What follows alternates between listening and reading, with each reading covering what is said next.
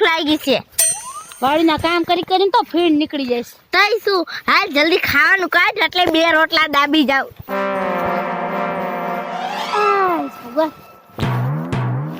ઓમ હે ને દેવું વાડીના કામ કર્યા પછી ભૂખ ઓમ ખાવાની મજા આવે એમ. ભૂખ એવી લાગે કા. હાલ હાલ જલ્દી કાઢ એટલે 2 રોટલા દાબી જાવ.